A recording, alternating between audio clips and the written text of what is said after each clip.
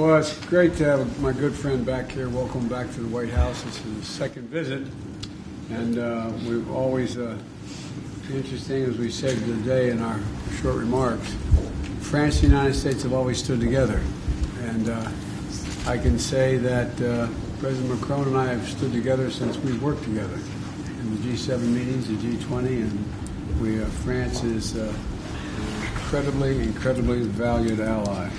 And I know it sounds like hyperbole, but from the Revolutionary War to the World Wars to today, we've been locked at the hip in all what we've been doing. And our efforts are continuing at NATO, the G7, the G20, and there's a lot going on. As I constantly am probably boring Manuel with, we are a real inflection point. Things are changing rapidly, really rapidly. And it's really important we stay in close communication. It doesn't mean that every single solitary thing we agree on, but it does mean we agree on almost everything. We're working together to strengthen the security and prosperity across the Atlantic and each of our countries, but also Europe as a whole. Manuel is not just the leader of France, he's one of the leaders of Europe. He's been very outspoken and he has been very commanding in Europe. And this morning we're going to discuss our cooperation on all the issues from high-tech commerce to defense to cyber to space, to a whole range of issues that are on both of our agendas. Mr. President, I look forward to our conversation today. I know you've had some good conversations already with some of our senior administration officials, and I look forward to the day. The floor is yours, sir. Thank you, Mr. President, dear Joe. Let me first say that I'm extremely happy and honored to be here for the first state visit of your administration, and this is, for me, the best evidence of this indeed very long-term friendship and partnership. And this is exactly the basis of our relation.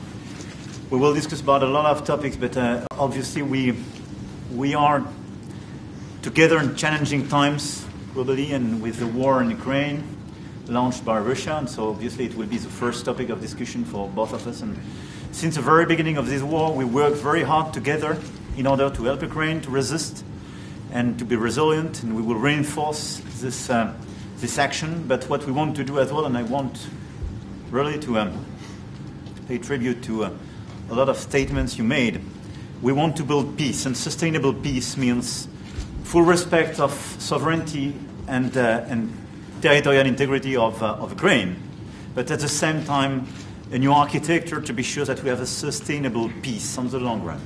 And we are very much committed on this issue.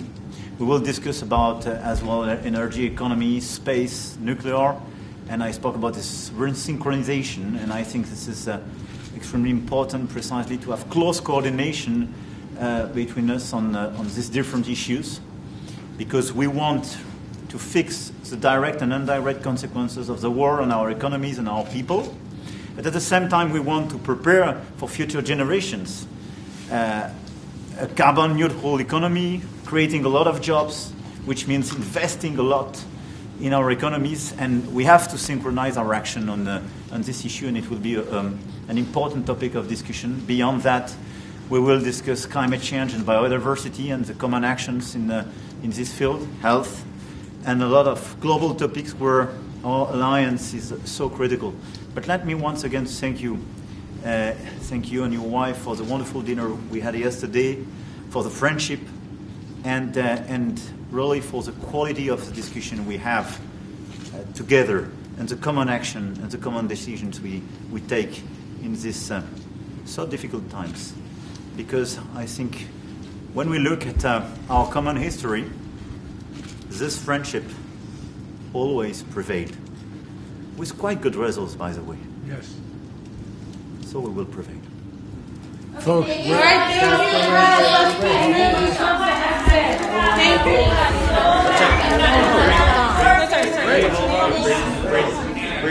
you know we are going to do a press conference. So we'll answer your questions at the press conference, and that's going to be shortly. I don't know how shortly, but shortly. Okay? Can we ask one quick question, President Thank you. Biden? you.